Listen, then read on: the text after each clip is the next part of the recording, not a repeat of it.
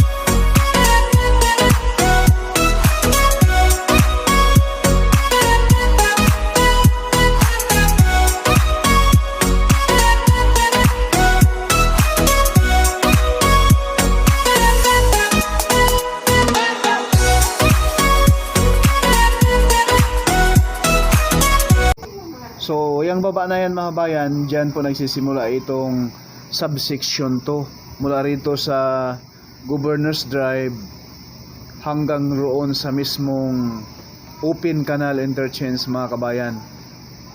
So, ayan na po, yung baba natin ay gumawa sila dyan ng drainage, mismong drainage mga kabayan. At ito po yung pinapakita natin ngayon ay talagang ito po yung makikita niyo yung progress. Hindi po ito gaya sa ibang nagba-vlog na dire-diretso yung video nila. Yung sa atin ay talagang pinapakita natin, sino-zoom natin para makita ninyo mga bayan yung hindi pa na semento at yung tapos na na semento at yung may ginagawa pa at wala nang ginagawa. Ano po? Kaya paki-subscribe na rin, huwag po tayo mag-skip sa ads at pa-share na rin upang malaman ng ating mga bayan ang progress nitong Calax subsection 2. Have a nice day po. Happy Sunday sa lahat at Happy Father's Day po sa lahat, no, sa mga lahat ng mga tatay diyan.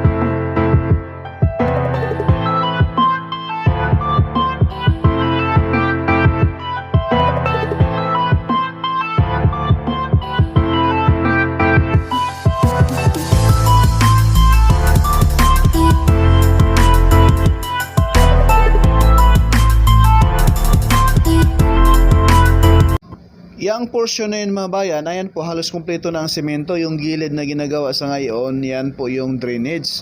So, ang bilis ng gawa, no? Dahil may barrier na yung gitna mga bayan, no? Yan na po yung barrier. Yung barrier na yan mga bayan, dyan na lang din po nila ginagawa. Kagaya doon sa subsection 3. Dyan nila binubuhos at yung binubuhusan, no? Kaya ang bilis ng progress dito po sa portion ng subsection 2. At yung subsection 1, next upload na po natin yun mga bayan dahil sobrang haba na po. So yung kaharap sa ating camera sa ngayon ay approaching na po yan doon sa Mayor's Drive mga bayan. At lilipat po tayo doon sa portion ng Mayor's Drive mamaya, no? So yung tulay dyan ay tapos na rin. Ang bilis ng progress po.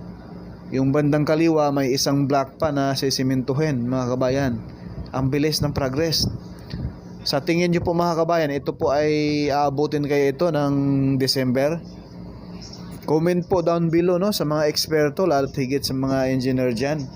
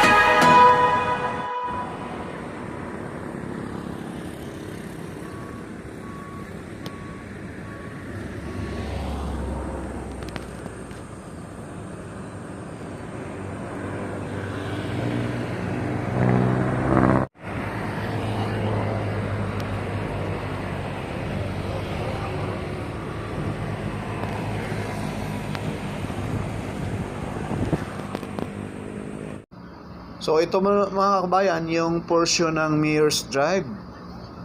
So dati yung kaharap sa ating kamera ay ayan po, puti na, no? Hindi pa yan simentado. Kumbaga base course pa lang ang nailatag dyan. Pero sa ngayon ayan, namuti na po.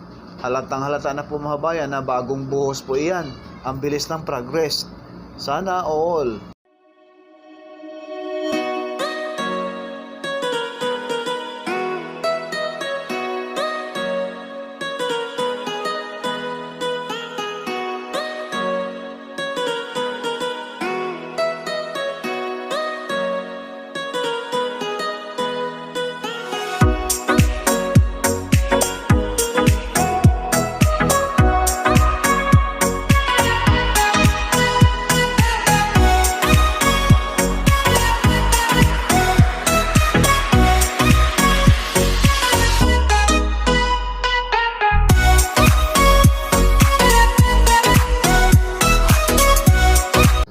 So ayan po mga kabayan, masisilayan po natin yung mismong mixer yung machine na naglalatag ng concrete cement. So kahit arawang linggo ngayon mga kabayan, ay talagang overtime sila sa paglatag ng concrete cement dahil sinamantala nila maganda po ang panahon ngayon, hindi siya maulan.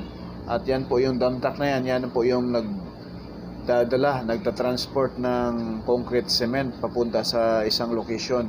So yung location na ito mga bayan, ito po yung Muirs Drive sakop po ito sa General Trias, Cavite mga bayan. So ayan na po sa harapan natin yung bagong latag na concrete cement mga bayan. Happy Father's Day po sa lahat ng mababait na mga tatay. Wag lang yung mga tatay na mayroong second hand. Ayan po, tuloy-tuloy mga bayan, kahit mainit. Sinasamantala nila yung panahon na maganda dahil may binabalita na naman na mayroong low pressure. Delikado po, no? Sigurado malalakas na naman na mga ulan yan mga bayan. Kaya ngayon mainit, full blast yung paglatag ng konkretong simento kahit sa araw linggo at Father's Day pa.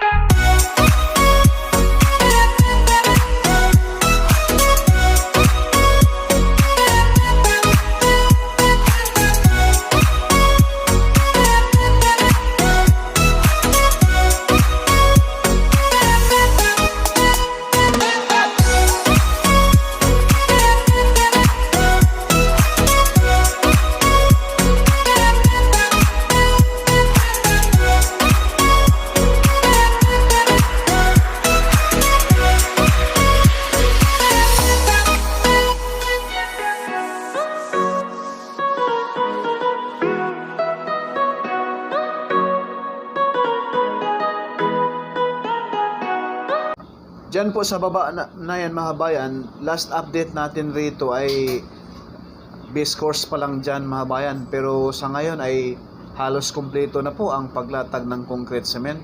Talagang binilisan nila ang paggawa rito mga bayan. So posible itong subsection to mga bayan nasa 95% sementado na. Mayroong mga kapiranggot na hindi pa nalatagan ng concrete cement ay halos lang mga bayan, nasa 5% na lang. So halos kabuuan itong subsection to sementado na halos mga bayan. So ito na yung kaharap sa ating kamera sa ngayon ay approaching sa mismong Arnaldo Highway. Tatawid po yan mga bayan sa mismong isang sikat na developer sa ating bansa, isang subdivision. Hindi ko na lang pangalanan, baka mag-sponsor pa ng house and lot kay Purka Studio. Nakakahiya naman.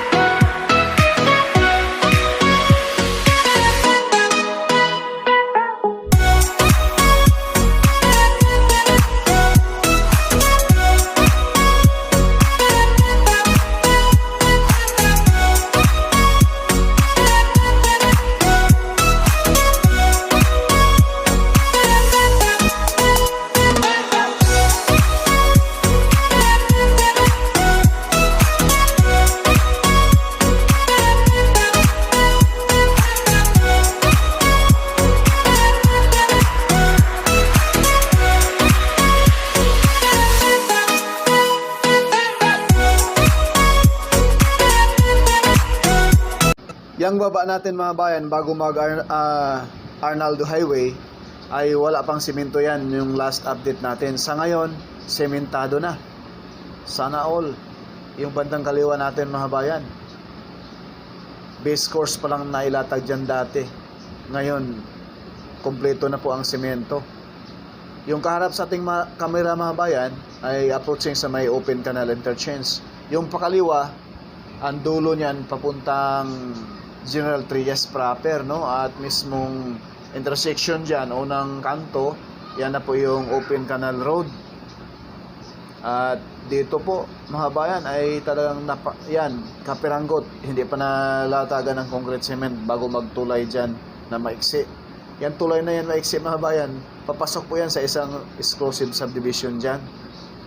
Ayan o, yung last update natin dyan ay halos 3 lane pa lang na ilatag dyan. Ngayon, kompleto na. Ang bilis ng gawa mga kabayan, lalo na kung hindi ito tagulan. Ngayon pong buwan na ito ay tag-ulan na po. Yung dulo, ayan o, mayroong putol-putol na hindi pa nalatagan ng concrete cement bago mag mismong concrete box culvert. At yung building sa dulo, sa likod niyan mga bayan, andyan na po yung open canal interchange. So sisilipin natin ngayon kung ano na po ang progress. Dahil last update natin may mga steel na yung na-install, no? Baka ngayon ay naglatag na ng concrete cement. Sisilipin natin ngayon mga bayan doon. Lilipat tayo doon mga kabayan sa mismong open canal interchange.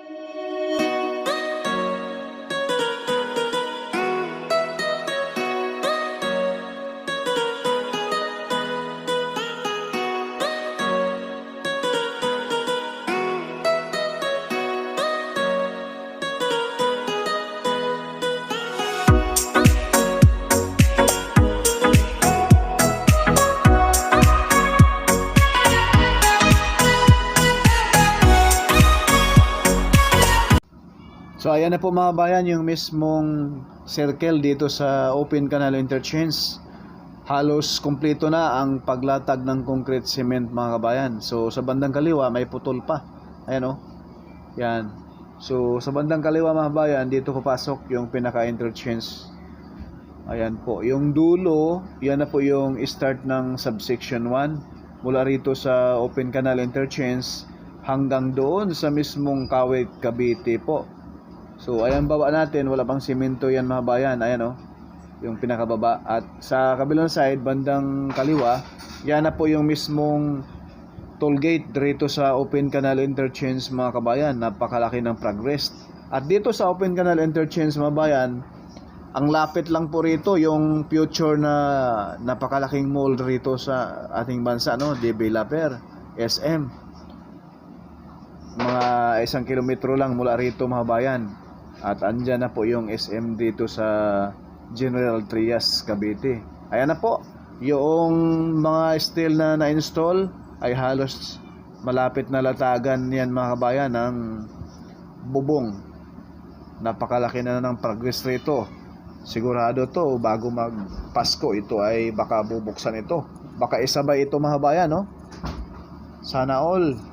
Kaya malaking tulong po ito sa mismong trapiko dito sa portion ng Aguinaldo Highway at Open Canal at Arnaldo Highway po. So ayan po sa bandang kaliwa natin, yung napakaraming sasakyan na dumadaan dyan, yan na po yung Open Canal Road. Pakaliwa papuntang Aguinaldo Highway, yung pakanan papuntang Arnaldo Highway. Ayan po yung building na kulay puti na yan, at ang kasunod yung napakalapad, yan na po yung Future SM General Trias Cavite. Yan na po yung riverbank mga bayan sa area na yan. Ayan o, ilang ano lang pwede mo na batuhin dyan mga bayan. Kaya na po yung mismong SM. Napakalapit lang po sa Open Canal Interchange. Sana all.